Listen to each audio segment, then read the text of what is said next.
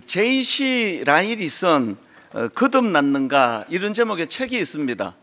그 책의 편집자가 쓴 글이 있는데요. 그 글 일부를 제가 인용해서 읽어드리려고 합니다. 제과 학원에서는 과자나 빵 만드는 기술을 배워야 한다. 토익 학원에서는 영어를 배워야 한다. 컴퓨터 학원에서는 오피스 프로그램이나 프로그래밍 등 구체적인 컴퓨터 활용법을 배운다. 그럼 우리는 교회에서 무엇을 배워야 하는가? 그간 당신은 교회에서 무엇을 구하고 얻었는가? 당신의 신앙생활을 돌아보라. 예수를 10년 믿고 20년 믿고 평생을 믿었는데도 자신이 거듭났는지 아닌지 명확한 인식이 없고 자신의 인격과 생활이 변화되지 않았으면서 나는 거듭난 사람이야 라고 굳게 믿고 있는 것은 아닌가? 자신의 죄의 본성을 변화시키지 못하는 지금 그 신앙 행태를 심각히 고민해 봐야 하지 않겠는가? 이 글 제목이 당신은 교회 다니는 사람인가 거듭난 사람인가? 이게 제게 참 의미가 있다 그런 생각을 갖게 만들었는데요. 우리가 지난주에도 함께 살펴봤지만 자연의 법칙은 시간 지나면 녹슬고 시간 지나면 식어버리고 시간 지나면 후퇴하고, 그래서 이 부부가 불같이 뜨거운 마음으로 사랑해서 결혼했는데 시간이 지나면 무덤덤해지는 것이 이게 자연의 법칙이다. 이걸 엔트로피 법칙이라고 그렇게 말씀을 드렸는데요. 그러나 이 성령의 법칙, 창조 질서의 법칙에서는 이 엔트로피 법칙을 역류하는 이 신트로피 법칙이라고, 시간이 갈수록 무질서에서 질서로, 또 미성숙에서 성숙함으로, 또 미완성에서 완성을 향해 그렇게 변화가는 게 이게 성령의 법칙, 창조 질서의 법칙이라고 한다면, 우리 신앙생활도 신트로피 법칙, 이게 정상 아닙니까? 초신자 때는 너무 미숙하고 그냥 어린애 같고, 그러다가 시간이 가면 갈수록 정비례해서 점점 더 성숙하고 깊어지는 신앙이 돼야 되는데, 현실은 좀 안 그런 경우도 많은 것 같습니다. 우리 교회는 기존 신자 등록을 안 받다 보니까 이 초신자들이 성장하는 걸 가까이서 지켜볼 수가 있거든요. 제가 많이 놀랍니다. 그렇게 뜨겁고 그렇게 은혜를 갈망하고 막 토요일 되면은 내일 또 이제 예배 드리러 가는구나, 이제 신앙생활을 처음 하다가 보니까 막 너무나 신선하고 새롭고 그런 거예요. 근데 이제 그 옆에 모태신앙인이 예배를 같이 드리고 20년 된 사람이 신앙을 드리면 옆에 사람이 막 눈물을 흘리고 막 은혜를 받고 그러면 속으로 이런 생각하시죠. 나도 이런 때가 있었지. 이게 지금 엔트로피 법칙 아래 놓인 겁니까? 신트로피 법칙 아래 놓인 겁니까? 아니, 왜 우리 신앙이 성령의 법칙 아래 놓여 있지 않고 시간 지나면 식고 시간 지나면 점점 그렇게 퇴보하는 이런 신앙이, 이게 정상이 아니라는 거거든요. 왜 이렇게 되었나? 이걸 여러 갈래로 분석해 볼 수 있다고 생각하는데요. 그 중에 하나가 아까 질문을 던진 글 제목과 똑같습니다. 당신은 그냥 교회 다니는 사람인가? 엔트로피 법칙 아래 놓여 있을 거고요. 당신은 거듭난 사람인가? 신트로피 법칙 안에 놓여 있을 것입니다. 오늘 이 문제에 대해 좀 살펴보려고 하는데요. 이제 오늘 본문에 보면은 이 니고데모라는 사람이 밤중에 예수님을 찾아옵니다. 그리고 이런 말을 합니다. 요한복음 3장 1절 2절. 그런데 바리새인 중에 니고데모라 하는 사람이 있으니 유대인의 지도자라. 그가 밤에 예수께 와서 이르되 랍비여, 우리가 당신은 하나님께로부터 오신 선생인 줄 아나이다. 하나님이 함께 하시지 아니하시면 당신이 행하시는 이 표적을 아무도 할 수 없음이니이다. 니고데모가 왜 이런 말을 밤에 와서 하는지는요, 바로 앞장인 2장을 보면은, 그 맥락을 보면은 알 수가 있습니다. 오늘 본문 바로 앞장인 요한복음 2장에 보면은 예수님께서 많은 기적을 베푸세요. 여러분이 잘 아시는 포도주가 떨어진 혼인잔치에서 물을 포도주로 바꾸어주는 기적을 요한복음 2장에서 베풀어 주셨고요. 그리고 또 성경에 보니까 요한복음 2장에서 6월절에 여러 놀라운 일들을 행하셨다고 그렇게 기록을 하고 있습니다. 그래서 이제 사람들이 그 기적을 보고 많은 사람들이 예수님을 믿기 시작했다, 그런 기록이 나와 있는데요. 그런데 예수님은 그 기적을 보고 많은 사람이 예수를 믿는 거기에 의미를 두지 않으세요. 그 내용이 요한복음 2장 23절부터 나옵니다. 6월절에 예수께서 예루살렘에 계시니 많은 사람이 그의 행하시는 표적을 보고 그의 이름을 믿었으나, 그 다음 24절부터는 공동 번역으로 읽어드리겠습니다. 더 생생하기 때문에. 그러나 예수님께서는 그들에게 마음을 주지 않으셨다. 그것은 사람들을 너무나 잘 아실 뿐만 아니라 누구에 대해서도 사람의 말은 들어보실 필요가 없으셨기 때문이다. 예수께서는 사람의 마음 속까지 꿰뚫어 보시는 분이었다. 왜 그들에게 마음을 주지 않으셨느냐 하니까, 그 수많은 군중들은 예수님에게 관심이 있는 게 아니에요. 예수님이 베푸시는 기적에 관심이 있고, 떡을 만들어주면 얻어먹고 물을 포도주로 만들어주면 영문도 모르고 그것을 즐기고, 이런 것을 가지고 이제 예수님을 믿는다고 그러니까 이거 별 의미 없음. 주님 마음에 그걸 두지 않으시는 거예요. 그런 와중에서 이제 오늘 본문 3장으로 넘어가니까 니고데모라는 사람이 이제 예수님을 만나러 밤에 찾아와요. 뭐 체면 때문에 그랬는지 큰 높은 자리에 있는 입장에서 그게 좀 불편해서 그랬는지 하여튼 밤중에 와요. 성경에 왜 그랬는지 이유가 없습니다. 그냥 밤중에 온 거예요.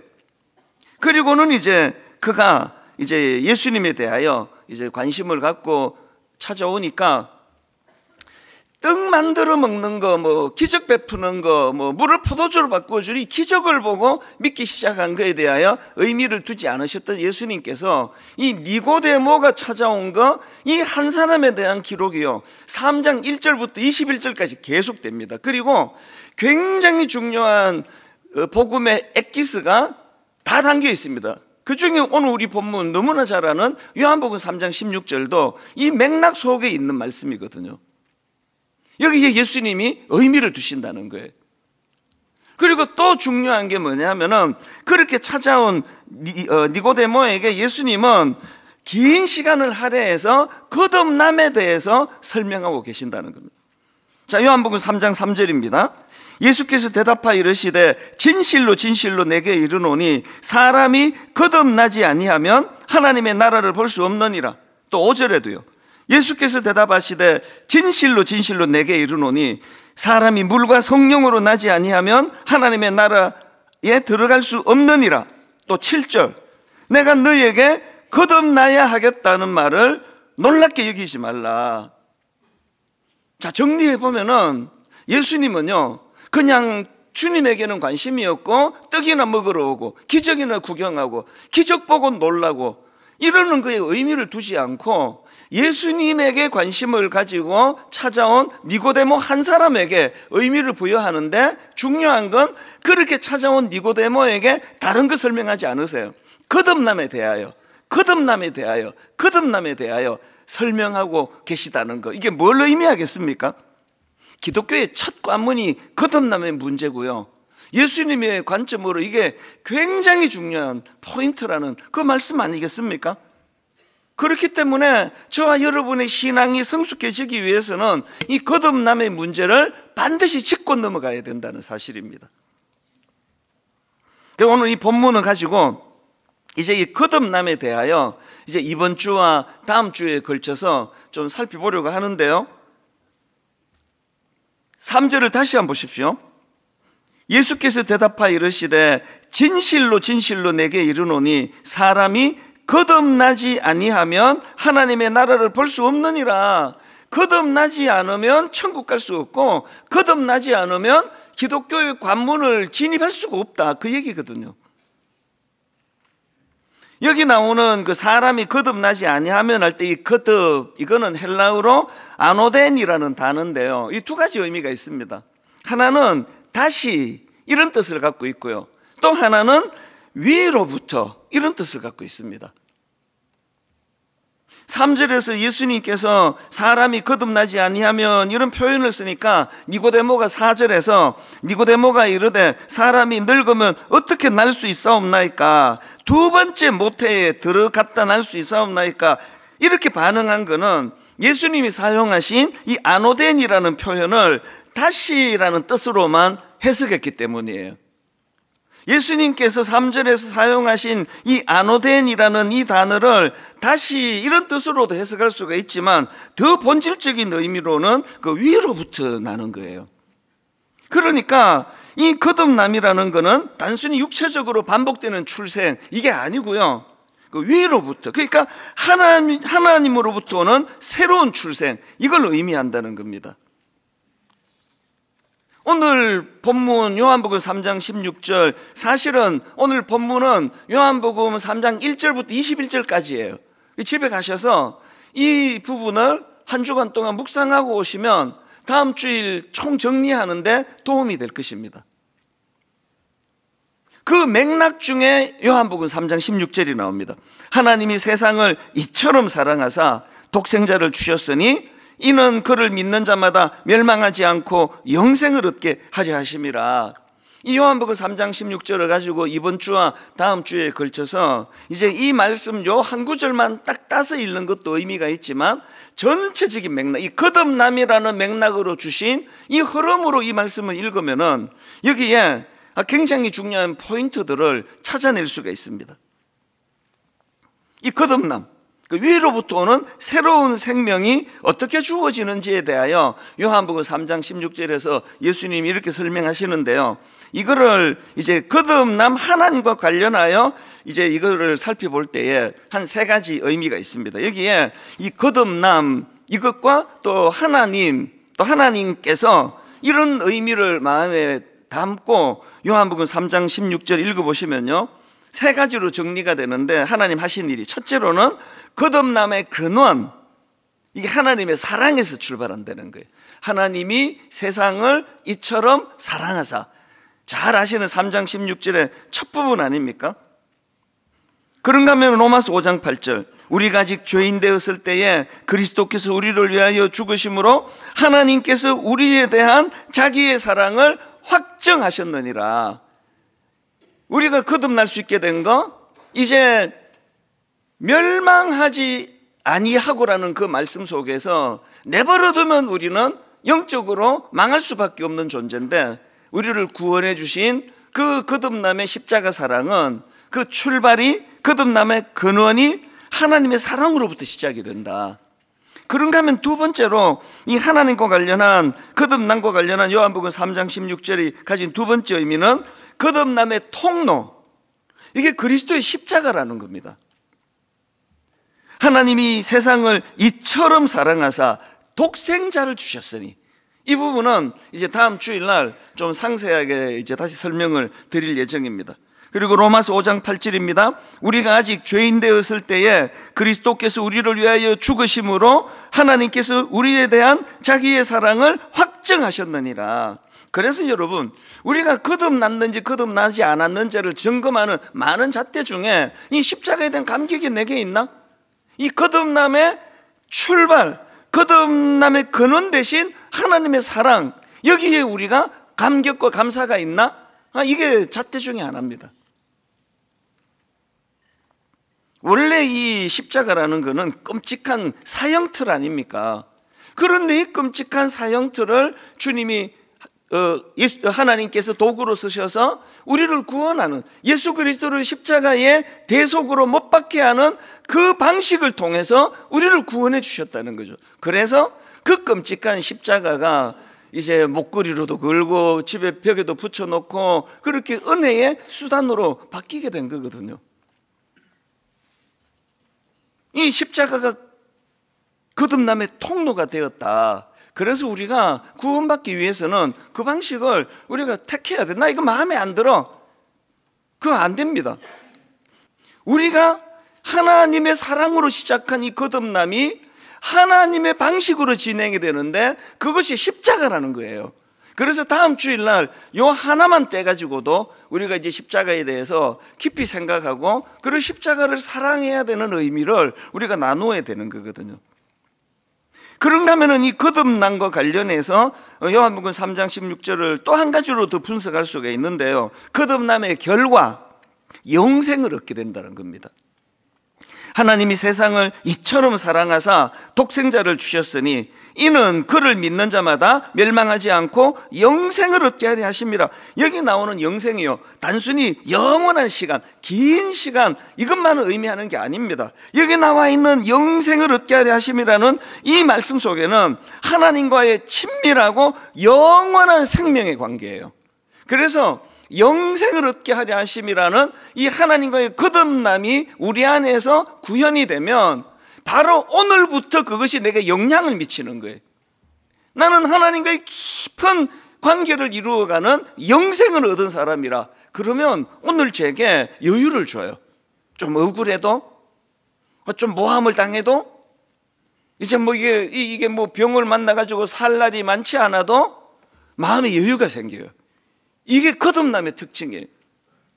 저는 그걸 생생하게 지켜본 사람 아닙니까? 저희 어머니뿐만 아니고 최근에도 또 그 전에도 믿음 좋은 어른들이 죽음 앞에서 보여주는 그 여유로움, 그게 영생을 얻었기 때문에 저는 여러분들이 이 거듭남의 문제가 잘 해결되기를 바랍니다. 그래서 니고데모처럼 이제 그 주님이 만들어주시는 기적에만 관심을 갖는 신앙이 아니라 그것을 행하시는 예수님에게 관심을 가지고 있을 때 예수님께서는 그에게 이런 거듭남의 비밀을 알려주시는 거거든요. 이 세 가지 아시겠죠? 첫째가 뭐였죠? 거듭남의 근원은 그 하나님의 사랑이다. 하나님의 사랑. 하나님의 사랑이 근원이 되어 우리가 거듭나게 되었다. 그런가 하면은 거듭남의 통로는 그리스도의 십자가, 이 방식으로 우리를 구원해 주셨다. 거듭남의 결과 영생을 얻게 되었다. 그리고 그 영생은 죽어서 천국 가는 무슨 비자 이런 거 아니에요. 그 농안에 넣어놓고 뭐 대사관 그 인천공항 갈 때만 꺼내는 게 아니에요. 영원한 생명을 얻은 우리가 이 시간에 오늘 내 삶에 영향을 미치고, 그래서 여유롭고 안달복달하지 않고 나이 들어가는 것 때문에 자꾸 회의가 찾아오는 이런 일이 없고, 우리가 하나님 앞에서 이런 은혜를 누리게 되기를 바랍니다. 그래서 이 세 가지 사실을 믿는 사람을 거듭난 사람이다, 이렇게 이야기합니다. 자, 3장 16절을 액센트를 바꾸고 다시 한번 보십시오. 하나님이 세상을 이처럼 사랑하사 독생자를 주셨으니 이는 그를 뭐하는 자마다 믿는 자마다 멸망하지 않고 영생을 얻게 하려 하심이라. 여기서 중요한 건요, 우리가 믿기 때문에 영생을 얻은 게 아니에요. 우리가 믿기 때문에 거듭난 게 아니에요. 우리가 거듭났기 때문에 믿음이 온 거예요. 내가 거듭난 하나님의 사람으로. 이런 의미에서 우리가 조나단 에드워드의 말에 귀를 기울여야 합니다. 이런 말을 했습니다. 거듭남은 인간의 어떤 의지적 결단 이전에 이루어지는 하나님의 생명 창조다. 또 조직신학자의 웨인 그루뎀 교수가 한 말입니다. 중생은 하나님의 사역이며 믿음은 그 결과다. 우리가요, 믿음 있는 것 가지고 자랑하면 안 돼요. 이건 은혜예요, 은혜.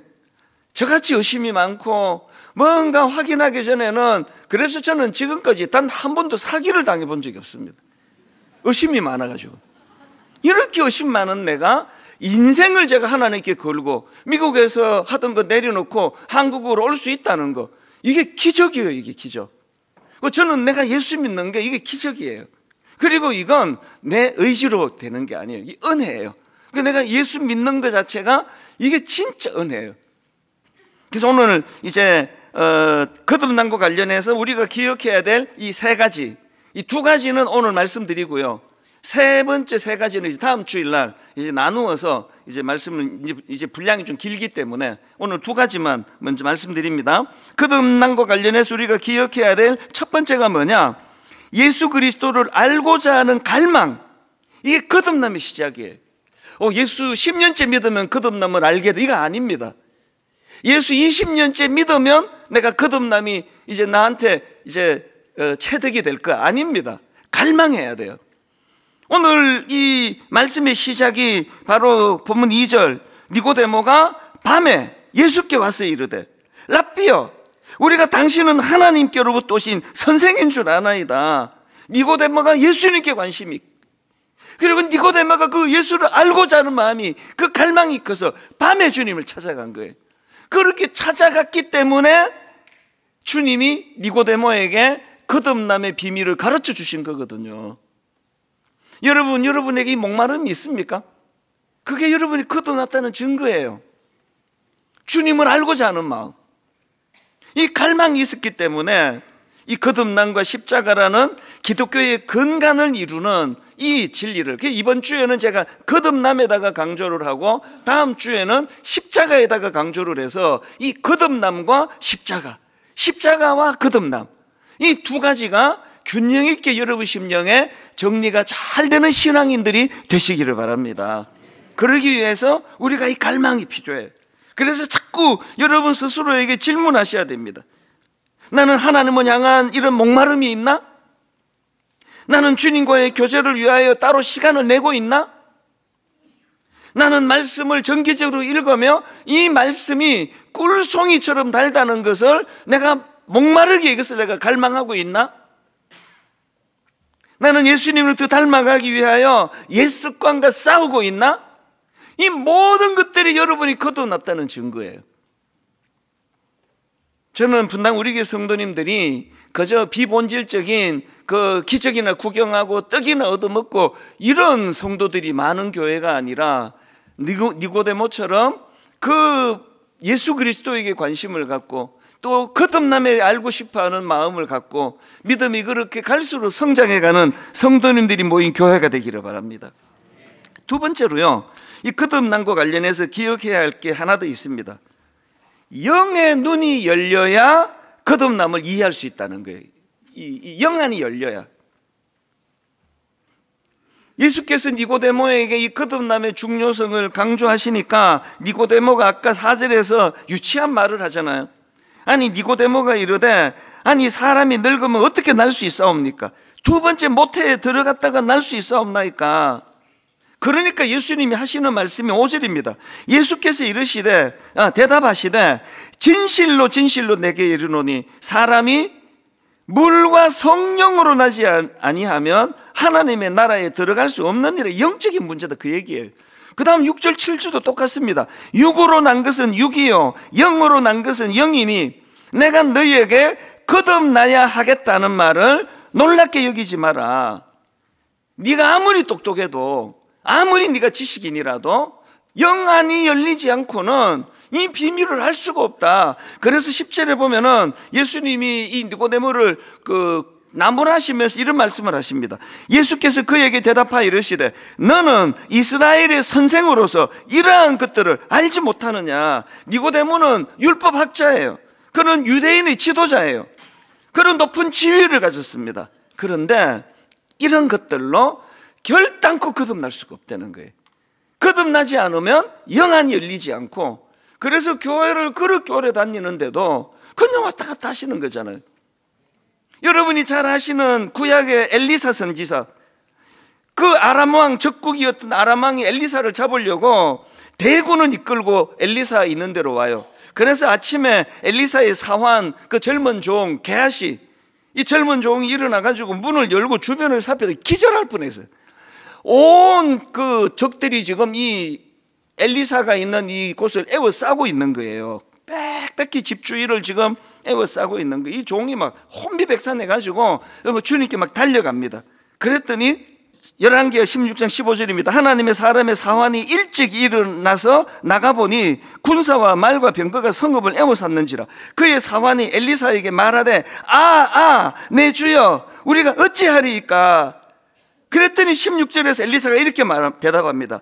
16절 대답하되 두려워하지 말라. 우리와 함께한 자가 그들과 함께한 자보다 많으니라 하고, 이 게하시라는 종이 이게 뭔 소리 하는지 지금 온 적들밖에 안 보이는데, 그러니까 17절에서 엘리사가 그 젊은 종을 위하여 기도합니다. 17절 기도하여 이르되 여호와여 원하건대 그의 눈을 열어서 보게 하옵소서. 그의 눈을 열어서 보게 하옵소서 하니 여호와께서 그 청년의 눈을 여시매 그가 보니 불말과 불병거가 산에 가득하여 엘리사를 둘렀더라. 여러분, 교회를 뭐 아무리 오래 다녀도 너희 바울이 그렇게 기도하는 것처럼 너희 마음의 눈을 밝히사, 이 마음의 눈이 떠여지지 않으면 뭐 맨날 불안한 거죠. 그 젊은 종처럼 뭐 하루를 불안으로 시작하는 거 아닙니까? 맨날 눈 뜨면 나 잡으려는 것들이 날 에워싸고 있고, 직장 가는 게 가슴이 두근두근 거리고. 영안을 열어야 돼요. 마음의 눈을 밝혀야 돼요. 마음의 눈을 밝히고 보면 눈으로 보여지는 나 괴롭히는 사람들을 애워싸고 계시는 하나님의 강하심, 아까 바울이 그렇게 말했잖아요. 너희 마음의 눈을 밝히사 그 힘의 위력으로 역사하심을 따라 믿는 우리에게 베푸시는 능력의 지극히 크심을, 지극히 크심이 어떠한 것을 너희로 알게 하시기를 구하노라. 여러분, 갈망하는 마음, 주님을 더 알기 원합니다. 저는 본 어게인, 거듭남에 대하여 정말 잘 알기를 원합니다. 그런가 하면은 영안을 열어.